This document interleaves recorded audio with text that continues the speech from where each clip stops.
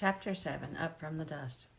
That was the last time I saw the doc, because we moved off right after that to the Granny Kinley place on Hyco River. Pa sold Daisy one of our milk cows and went into town and bought up a bunch of stuff. Mostly, though, he made sure he had gas and oil money. That evening, he was all fired up about the Gitney and was going to put it down in the barn. There was a wagon bed hanging up in there, and I don't think that he knew about that. Anyways, he was a-pulling her in, and the wagon frame came through the windshield. Pa was a-hollering, "Whoa, whoa," but the old T plowed right on through. It wasn't a big deal, 'cause Cousin Gilliam helped him put in another, and it didn't cost very much. Pa never did that again while we were there, which wasn't very long at all. We got our stuff together and moved off one night to the Granny Kinley place. We went off owing quite a bit to Doc Vane, which we never paid to my knowledge. Ma set another room for Grandpa, and he moved into it. Seems like he was getting pretty good to me. That fall I had to start to school. I didn't know the first thing about school, but they said I had to go, so there you are. Pa had all of the young'uns to measure up for shoes. He sold a mule and was going into town to get all of them shoes, plus a few other things. Pa had a thing going with Aunt Lily, and he took me on to make it look good so Ma wouldn't be suspicious. Anyway, he took me on the trip. We made a detour by Aunt Lily's, and he told me to wait in the car. I did, and he went inside and stayed for a spell. When he came out, he was sweating and red in the face. Aunt Lily came to the door with him and hollered goodbye to him before he left. We pulled out and headed for my band. I didn't see any of the girls while I was there. We got to motoring up the road, and Pa commenced to singing his favorite hymn, "Eyes My Wide Wise," or "Ways," or something to that effect. It sure felt good to be cruising along with the wind blowing in your face and the house and the people that you were passing by. Well, sir, we pulled into my band. Since we'd been here before, we knew more about the town. We stopped and went into a store. Some feller came up to us and had his hair all greased back and smelling like talcum powders or something. "What can I do you for, sir?" he asked. "Well, now, Pa says I got some shoe orders to fill, and I hope you could help me with them." "That I can, sir. That's what I'm here for." Pa gave him the pieces of paper and the sizes and all. "Also, I got a boy here that hain't been shod yet. Maybe you can fit him up, too." "Well, I'll just fit these slips up to my shoe slide and get them first." "Well, there's 3 girls and 2 boys," Pa lowed. "You can tell how long the slips are." The feller said, and went to work. He didn't have very many styles, so he didn't have to look far. When he had finished, he come up to me. I had washed my feet in the creek on the way there, but it hadn't done much good. "This boy will have to have some socks," the feller says. "Why can't you sell him the shoes without the socks?" Pa asked. "Well, it's just not done that way, and the feet and the leather stick together when they get hot and sweaty, so I can't put anything hardly on him. Do you understand? It's going to be hard to get the right size without the socks," the feller lowed. "All right, give him a pair of them." He pointed to a pair that was red and white on the heels.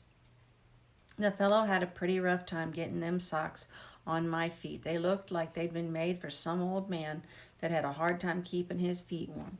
After some time, he finally got them on in a proper fashion. I could tell Pa was getting impatient. We never seemed to hit it off for some reason or another. Now, you take a feller that hain't never had any shoes, he ain't about to get into them in a hurry. That didn't seem to help Pa much, though. First off, the clerk put on a pair of Blucher-style shoes on me and had me walk up and down. I looked like a feller in starch breeches about to poop himself. He shook his head and tried another pair, which didn't do much better. Finally, after he had exhausted all of his footwear and I didn't have a fit yet, he threw his hands in the air and said, "I can't fit this good. That's all there is to it." Pa looked around and saw a pair of yeller shoes, probably for a 50-year-old man in dress fashion. "Gimme them," he says to the clerk. He sat down and forced them on my feet. I didn't know. I thought they was just right 'cause Pa said so. So they must be right. Anyways, Pa paid the man and we started out the door. The feller said, "Wait a minute," and he gave me a black cow. First he tore the paper off of it. I had never eaten a piece of candy like that, and I started to lick on it. It was sure some kind of good. And I commenced to go at it in earnest. Pa was surging on ahead, and I was trying to keep up, a-lapping on that sucker and a-slapping them yeller shoes against the ground. I thought I was doing what was expected of me, and I didn't feel bad about myself at all. Pa turns around and took a look at me and shook his head. I'll be danged if you ain't about the worst looking thing I ever seen.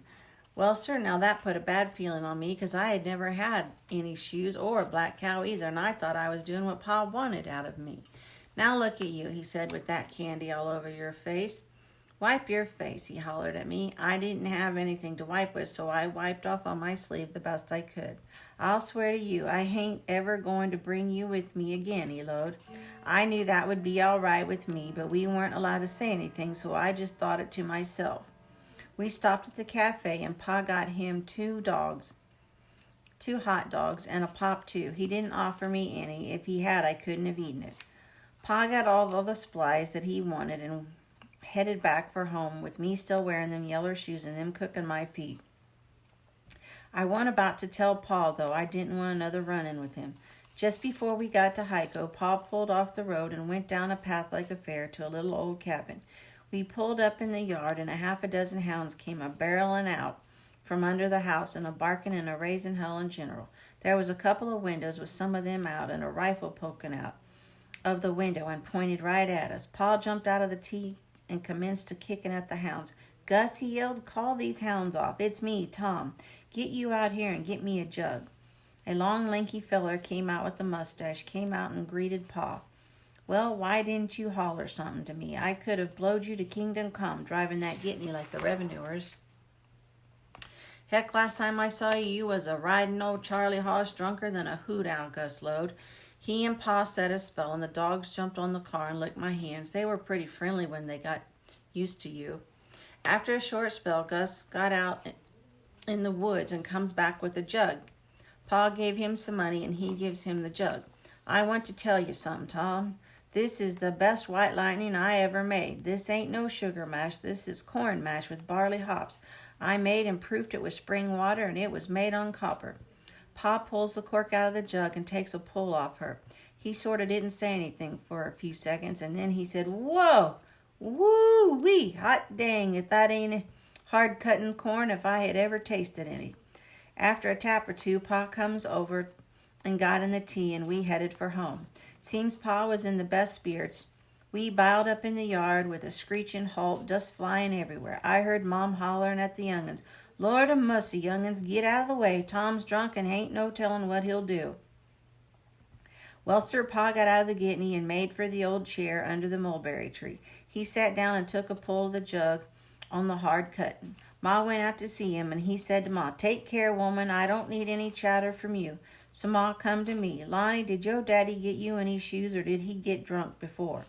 I stuck out my feet to her. Good Lord Almighty, is that what he got, a 6-year-old kid? Yes'm, my lord. Can I take them off now? My feet are burning up. Why, you sure can. Give them to me, and I'll take care of them. I was sure glad to hear that. She got the rest of the stuff and carried it into the house and gave them to the other young'uns. They weren't too impressed, but just said whatever and took theirs. They had seen Pa drunk, sitting and swigging that hard-cutting corn. When it was all done, she called Pa and said, Tom, if you get here, it's done. Why, woman, I can get anywhere I care to go, and don't you forget it. So he up and staggers across to the table. He sat down, and the rest of us do too. Back in those days, the plates were always turned over when you got to the table, and after Pa said the blessing, you turned your plate over and was served. Hold it, Pa said in a loud voice. Turn your plate back over. We did as we bid. Now I'm going to sing all of you a hymn before we take sup. Ma was a-looking at him, a red face and quite a bit other things, but it didn't seem to make no never mind to Pa. He commenced to sing an Amazing Grace, how sweet the sound, eyes my wise, my woes, my ways, and on it went. Finally he got tired and he let us start to eat. Ma had killed an old hen that weren't laying and had boiled chicken with dumplings and cornbread and some kind of greens. It was good, 'cause I hadn't had any food since that morning, and I put my serving down with no trouble. We never had to be excused from the table, and you was done. We just got up and left the table. After supper, we just fooled around for a while and then went to bed. Pa passed out under the tree and slept there all night. He had his jug close by. And that was chapter 7. I will work on chapter 8 and see if I maybe can get it posted tonight. If not, I hope you guys have a great evening, and I will talk to you later. Bye.